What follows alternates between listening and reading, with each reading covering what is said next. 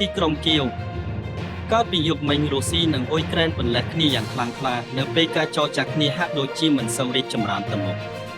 ប្រព័ន្ធការពារដែនអាកាសរុស្ស៊ីអាចចាប់បានរូបភាពយន្តហោះដ្រូនរបស់អ៊ុយក្រែន71គ្រឿង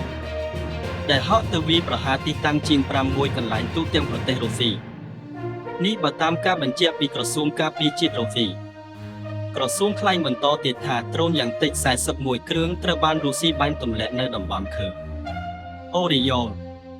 វីយ៉ាសានប្រេយ៉ងស្លាឌីមីនិងទូឡា